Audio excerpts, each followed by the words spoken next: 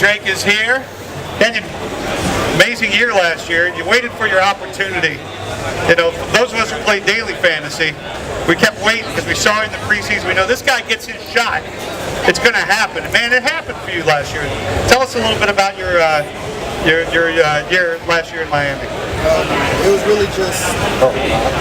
I set you up, man. I'm sorry. Now you're live. You're live now. You're live now. It was really just making the most of the opportunity. Gates put me in the best situation. My teammates put me in the best situation for me to go out and be successful. This year we're just looking to win a little more games, get this team to the playoffs, get the Miami faithful, something to really cheer about. So I'm really excited about this year. The running back life's a hard life. We were just talking to Terrence West about it. We talked to Yourulz dark life.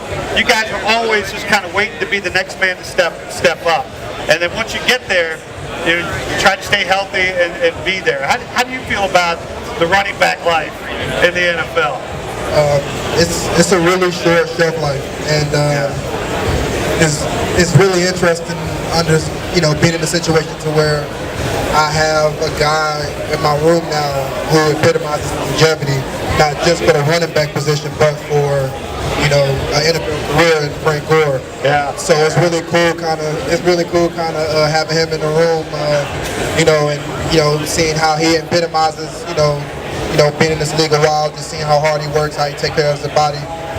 So it's really cool for not just me or any other running back in the room, but other players on this team to see, how you take those steps to be in this league for a long time. That's an amazing attitude, because you did get your chance last year, and then it may have looked like but then they do bring Frank in. Like you said, I mean, you can't argue against the guy's career and reputation. Not including, and I'm sure you've seen this already, dude is extremely popular in Miami where he went to school. I mean, it's all about the youth down there. You've been feeling that? Yeah, no, he definitely has a great fan base down in Miami. He loves being back home. His family is in Miami, so I feel like this is definitely a great place for him, for him to kind of just ride off into the sunset. Have you and he already kind of hooked up with some conversation or stuff like that as the veteran kind of taking the younger running back under the wing? Yeah, for sure. He really doesn't, have a lot of conversation. He's a real cool dude, real humble guy, real down to earth. So it's just cool to see how he kind of just maneuvers, how he moves, how he just works. And I feel like I can definitely take a lot from his game and implement it in my own game. Right, because it's as great as Frank is, obviously there's going to be some sharing going on in that backfield. How hard? What's the challenge in kind of a timeshare or kind of a committee of running backs? A challenge, for you as one of the guys that's a part of a committee. I don't feel like it's a challenge at all. When you look at the great teams in the league, they have 2, maybe even 3 guys that go out there and you don't miss a beat. So I mean, from if you look at it from a fantasy football perspective, it might not be the sexiest idea, right? But from a 16 through the playoff game scenario, that's the type of situation you want. Now you seem like a real you seem like a real down to business guy. So, I mean, the first time I've ever talked to you, you seem real down to business. But Miami is a city full of distractions, man. We know this about South Beach and the whole scene. There's all kinds of guys that go down there to play. Visiting teams coming in, maybe getting a little South Beach hangover on Sunday. But how do you keep your focus on business with all the possible fun and games going on in Miami? I mean, at the end of the day, you got to understand that the business that we're in, it's a revolving door. So, Miami is cool. My family comes down and visits me during the season. They enjoy the festivities that Miami has to offer. In the off season, dibble and dab every now and then just to enjoy being in Miami in general. But at the end of the day, you just want to be focused on the task at hand. You understand it is a very short window, being an NFL player. So you're not going to let something as an outside distraction, derail you from the ultimate goal. So that's the most important thing. We'll take some questions from Kenyan from the crowd here. If you guys have questions, just put your hand up. You can step up. We'll give you the mic. Come on up.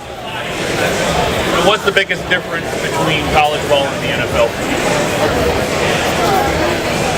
The biggest difference really is the lack of having to be there every day type of situation, because when you're in college, you're in school, you're around in a facility all the time, it's pretty much there on you 24/7. But in the league, you have ample amount of free time. So I feel like that's where a lot of people get weeded out when you get distracted from, like I said, the task at hand, what you're here for.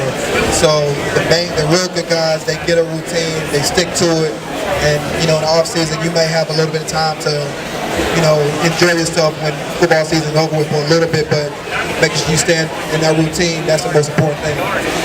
Yeah, great question there. For sure, I know. At college, it is true. You go to college. I mean, most people think that. It's an easy perception to think that they don't go to class. It's not true, man. They on you all the time, and your schedule is booked for all the time. That's a great point. It's almost like going pro a little easier. Like, how are you ready? Oh, I'm ready. Believe me. And that's why a lot of cats kind of leave early, even because they're ready to be in the pro life. Any other questions from Kenyan? Yeah. Go ahead. Put it up there. Thanks for the autograph earlier. I appreciate it. What was it like playing for Nick Saban? Does his reputation precede him? Is he as bad on real life as TV makes him out to be? That's a loaded question right there, Kenyan. That's a loaded question. No, Nick Saban is one of the most genuine people I've ever met. He's a perfectionist by heart, just because that's what made him as successful as he is today. But he cares about his players, his coaches, everybody around him as much as anybody that I've ever been around. So he just demands, I wouldn't necessarily say perfection, he just demands your best. And when he feels like you're not getting his best, or he's not getting his best from you, then he's gonna let you know about it. And that's just his type of personality. A lot of people can't really, I wouldn't say really deal with it, but it rubs a lot of people the wrong way. But that's the type of, you're always going to get the same Nick Saban every day. And that's what I respect about him, because his consistency has led him to, build the program to where it is today. And, you can't do nothing but respect it. What change did that make on you personally? Because when you go to school, you're a young man. And you come out of that kind of program, you're a man. So, you're talking to just what kind of things that for sure this changed about me being a part of that? It's at the end of the day, it's really about seeing things for what they are, being proactive in everything that you do, understanding that what you do today will affect you tomorrow. What's tomorrow is affect 20 years from now. So it's all about putting yourself in a position to,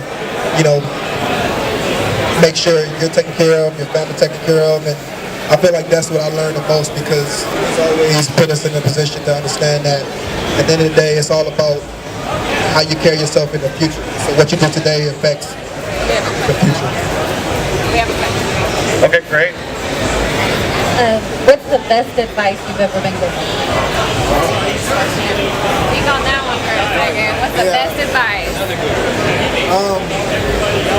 I think the best advice I've probably ever been given was to understand that what my dad told me when I was real young, because I used to always hate losing.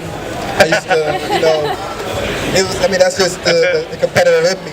But he always used to tell me, if at the end of the day, somebody new is always going to be watching. There's always somebody new that's never seen you before, that doesn't know, my need from anybody else. You always got to present your best self, put your best foot forward. So that's what I've always believed in. Everywhere I go, somebody new is, watching me. They don't know who I am, so I always want to present, who I am and what I stand for the most. So that's the most important, advice I've ever done. That's great. If you're not impressed with Kenyan Drake before, should be now. Right. That's awesome. And you're right about Nick. You don't get 5-star recruits to stack up on top of each other unless you're bringing something really important to that. And I'm sure that's the kind of discipline. And I'm a Gator, so that's hard. That's hard to admit. But that's why a program like that gets to the top and stays on top. And now you're carrying that with you through your professional career. What are you most looking forward to about this season in Miami? I'm looking forward to getting this team back to the playoffs. We got back in 16.